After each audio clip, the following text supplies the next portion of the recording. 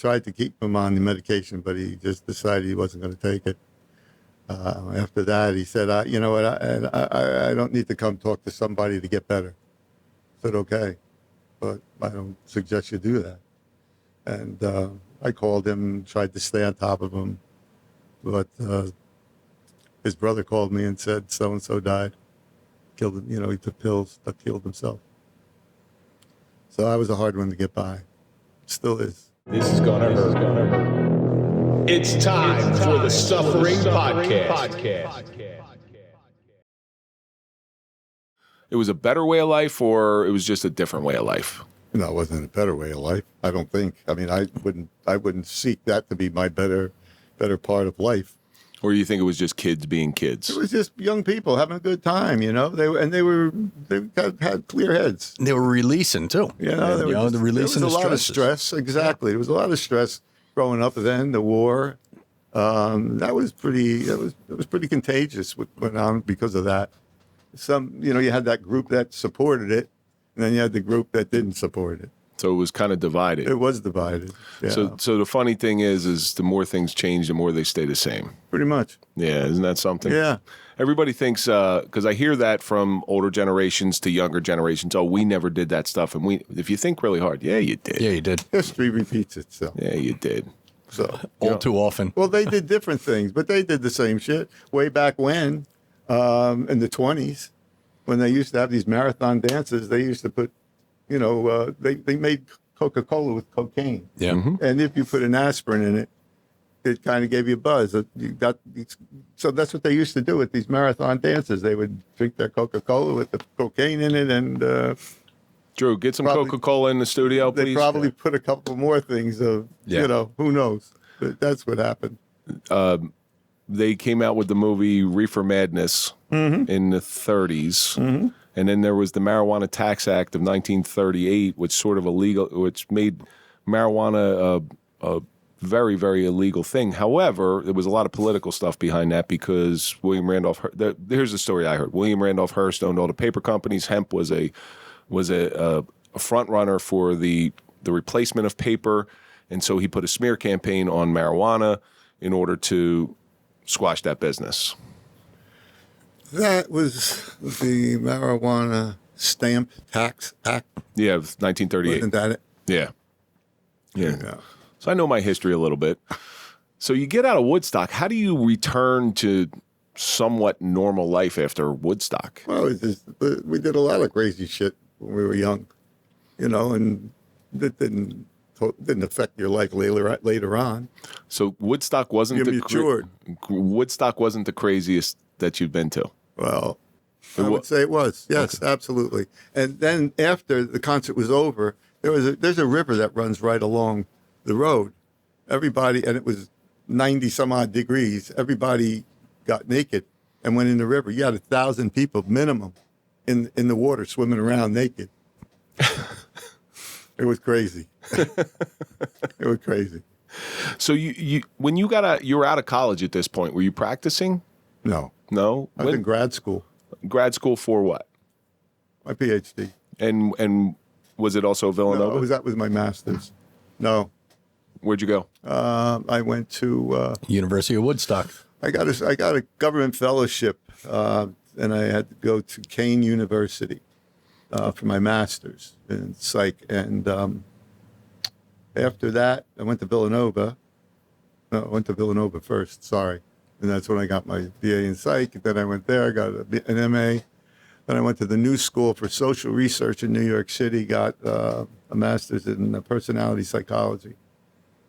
Got an EDS from, which is specialist in education, but that's not what it is. It was a program to do individual, marital, and family therapy. So I got my license, and then once I got my license to practice, I could bill insurance to pay for my doctorate. Now, what was it like when you first got into a therapy situation? Was it what you expected?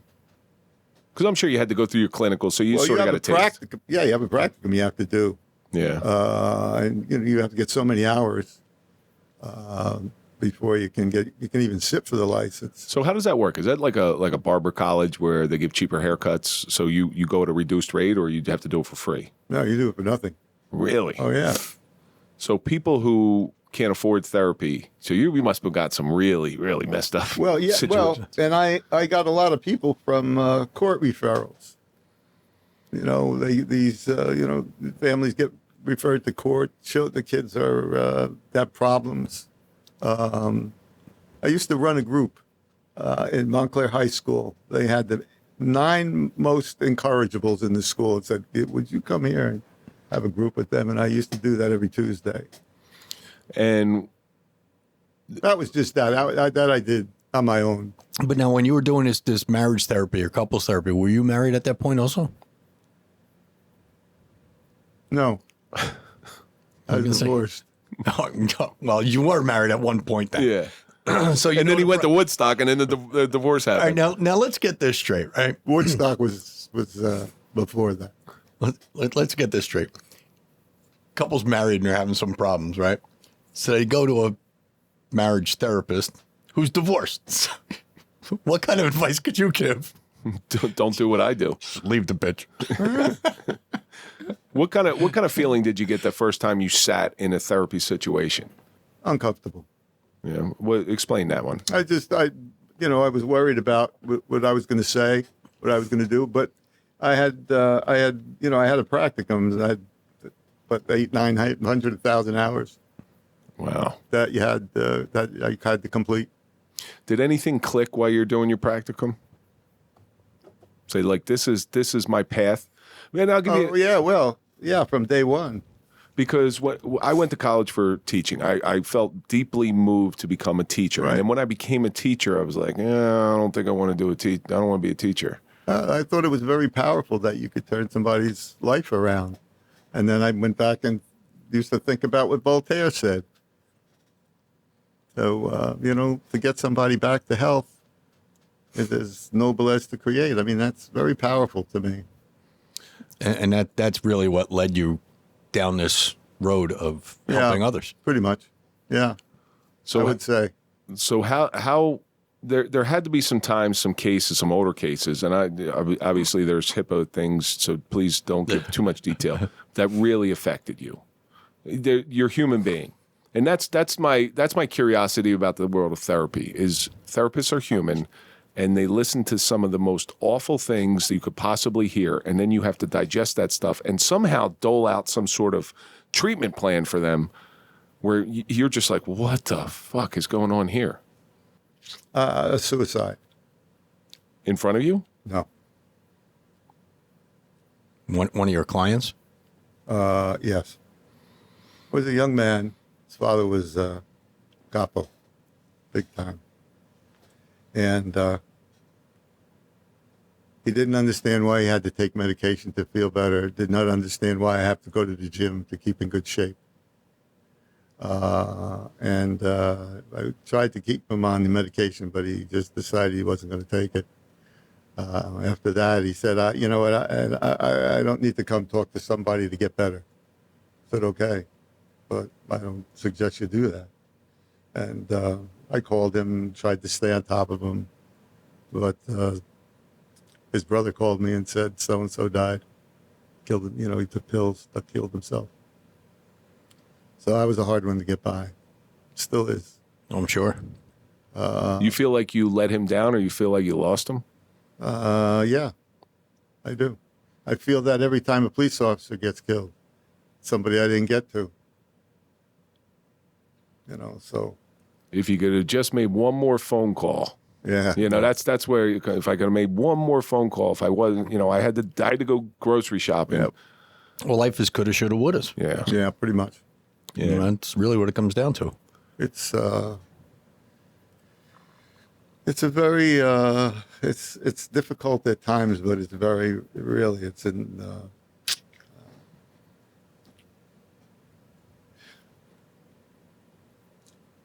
it's just so powerful. Did it ever make you second guess yourself? Yeah, I've done that, but I do that a lot. Like, do I really want to keep doing this? Yeah, and it's never that I really did second guess myself. No, because you know there's too much good you still have to do. Yeah. Oh, yeah. So you're moving along in your career. Mm-hmm. You ever come across any dangerous situations in practice? Yeah. Yeah. Yeah. Especially, dealing with police officers is a whole different animal. But you're dealing with people at their emotional breaking point often. Mm-hmm. Daily. Yeah. I was threatened once Why? because he didn't feel that he was getting anything from his treatment. So how did Kevin threaten you then? We weren't not going to, we weren't going to throw that out there. And here you have the script for Analyze This. Yeah. I will tell you a story about that. One of my friends needed somebody in his crew. Okay, and he had a problem. So he said, "I got this guy. You got to take care of him." I said, "Okay." Yeah. You don't say no to that. So he sent him to me, and he was with me for 2 years. I had him on medication, cocaine over here, booze over here. He was doing okay. He was with me 2 years. After 2 years, I said, "So-and-so, it's time. You need to, be free of me. You don't need me anymore. You've got it pretty much under control." So when he left, he said to me, "Doc, you're really good. You're good. Anything, anytime, anywhere. You understand? I'm your insurance company. I'm your insurance policy." Okay, now we're gonna speak to Doc a little softer now. Yeah, no kidding. He's got backing. You're good. You're good. You, with the pinky out a little bit and the ring on there. Yeah, exactly. Well, there were two things I aspired for.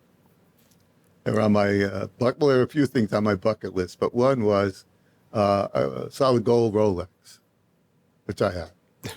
I have a diamond ring. I always wanted a diamond pinky ring.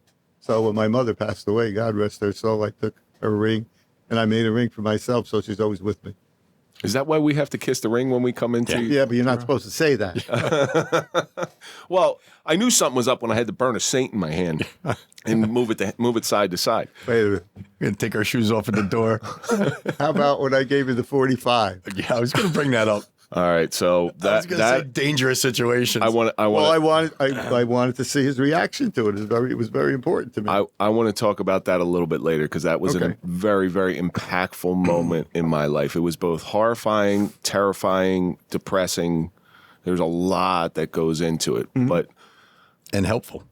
You get into the police world. Your first police client, you said you had one or two of them before Tony Wieners came in and offered you this position in the Belleville Police Department. What did you find different about police officers, about treating police officers?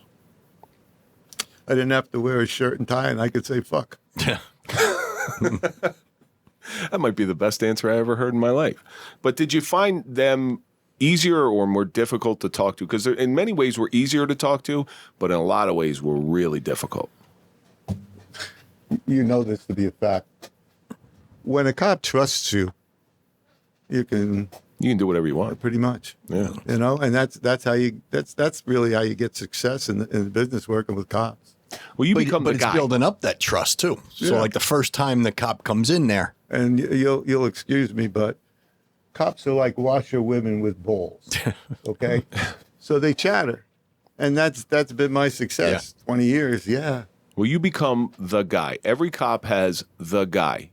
You need new tires? Go see my guy. You need mental health? You go see my guy.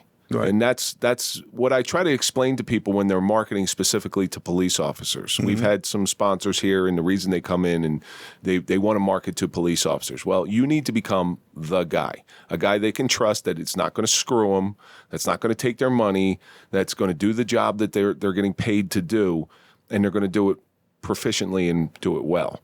And now, Dr. Steph, you are the guy.